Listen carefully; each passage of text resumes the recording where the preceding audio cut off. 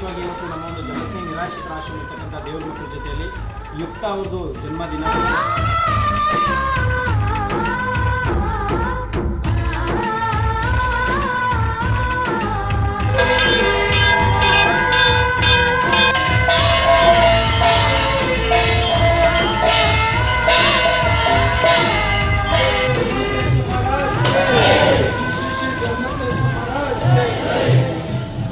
ಎಲ್ರಿಗೂ ನಮಸ್ಕಾರ.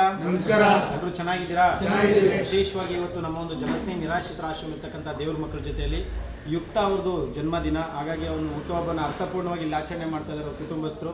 ಹಾಗೆ ಇಲ್ಲಿರ್ತಕ್ಕಂಥ ಎಲ್ರಿಗೂ ಕೂಡ ಪ್ರಸಾದದ ವ್ಯವಸ್ಥೆ ಮಾಡಿಕೊಟ್ಟಿದ್ದಾರೆ. ದಯವಿಟ್ಟು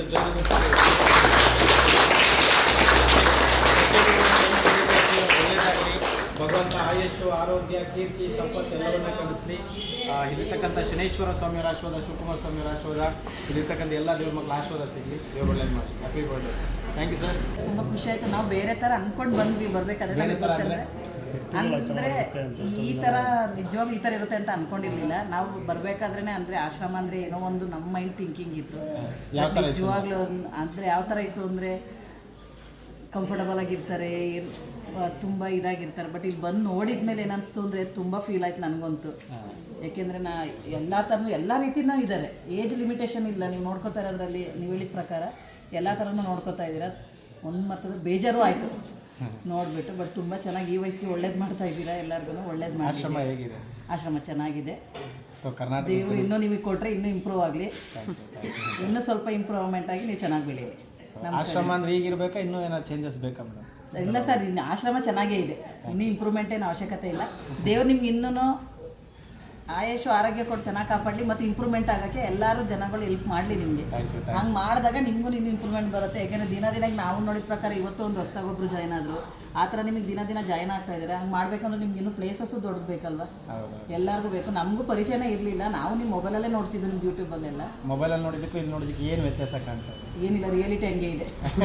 ಚೇಂಜಸ್ ಏನಿಲ್ಲ. ನಾನು ಅದನ್ನೇ ನಮ್ಮ ಮನೆಯವ್ರಿಗೆ ಹೇಳ್ತಾ ಇದ್ದೆ, ಚೇಂಜಸ್ ಏನಿಲ್ಲ. ಯಾಕೆಂದರೆ ಎಷ್ಟೊಂದು ಸರಿ ನೀವು ಎಷ್ಟೋ ಸತ್ತೋದವ್ರನ್ನ ಬಾಡಿಗಳನ್ನ ಇಟ್ಕೊಂಡು ಯಾರಿಲ್ಲ, ಅನಾಥರಿದ್ದಾರೆ, ನಾನೇ ತೊಗೊಂಡು ಹೋಗ್ತಾ ಇದ್ದೀನಿ ಮಾಡಲಿಕ್ಕೆ. ಎಷ್ಟೊಂದು ಜನ ನಾನು ನೋಡಿದ್ದೀನಿ ಅದನ್ನೆಲ್ಲ ವೀಡಿಯೋಗಳನ್ನ. ಇಲ್ಲಿ ಬಂದು ನೋಡಿದ್ಮೇಲೆ ಅನ್ಕೊಂಡು ಇವರೇ ನಾವು ಇಷ್ಟೊಂದು ಮೊಬೈಲಲ್ಲಿ ನೋಡ್ತಿದ್ವಲ್ಲ ಅಂತ ಅಂದ್ಬಿಟ್ಟು ತುಂಬ ಫೀಲ್ ಆಯಿತು. ಒಳ್ಳೇದಾಗಲಿ ಸರ್, ತುಂಬ ಚೆನ್ನಾಗಿ ಮಾಡ್ತಾ ಇದ್ದೀರಾ. ಹಿಂಗೆ ಕಂಟಿನ್ಯೂ ಮಾಡಿ.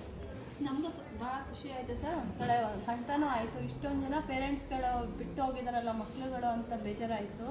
ಬಟ್ ಆದರೆ ಈ ಥರ ಇದರಲ್ಲಿ ನೀವು ಸಪೋರ್ಟಾಗಿ ಅವ್ರ ಮಕ್ಳ ಹತ್ರನೇ ನೀವು ಅವ್ರನ್ನ ನೋಡ್ಕೊತಾ ಇದ್ದೀರಲ್ಲ ಅಂತ ಸಖತ್ ಖುಷಿನೂ ಆಯಿತು.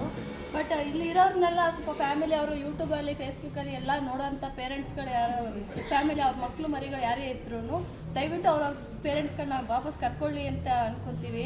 ಅವ್ರಿಗೂ ಪಾಪ ಆಸೆ ಆಕಾಂಕ್ಷೆಗಳಿರುತ್ತೆ, ಮಕ್ಕಳು ಮರಿಯ ಜೊತೆ ಎಂಜಾಯ್ ಮಾಡಬೇಕು, ಖುಷಿಯಾಗಿರಬೇಕು ಅಂತ. ಬಟ್ ಅದು ಅವ್ರು ತಿಳ್ಕೊಬೇಕು. ಮಕ್ಕಳಾದವರು ಏನೋ ಒಂದು ಕಷ್ಟ ಸುಖನೋ ಏನೋ ಒಂದು ಜಗಳ ಪಗಳ ಬರುತ್ತೆ ಹೋಗುತ್ತೆ ಅಲ್ವಾ? ಅದನ್ನು ಇವತ್ತೆಲ್ಲ ನಾಳೆ ಕಾಂಪ್ರಮೈಸ್ ಆಗಬೇಕು. ನಾಳೆ ದಿನ ಅವರು ವಯಸ್ಸಾದಾಗ ಅವ್ರ ಮಕ್ಕಳು ಕರ್ಕೊಂಬಂದು ಇಲ್ಲಿ ಬಿಡೋ ವ್ಯವಸ್ಥೆ ಮಾಡಬಾರ್ದು. ಅದು ಅವ್ರು ತಿಳ್ಕೊಬೇಕು ಆ್ಯಕ್ಚುಲಿ. ಅದಕ್ಕೋಸ್ಕರ ನಾವು ಕೇಳ್ಕೊತೀವಿ, ಹೊಸೊಬ್ರು ಬರೋದು ಕಮ್ಮಿ ಆಗಲಿ, ಹಳೆಬ್ರು ಇಲ್ಲಿರೋರು ಸ್ವಲ್ಪ ಶಿಫ್ಟ್ ಆಗಲಿ ಅವ್ರ ಪೇರೆಂಟ್ಸ್ಗಳ ಮನೆಗೆ ಅಂತ ನಾವು ಕೇಳ್ಕೊತೀವಿ.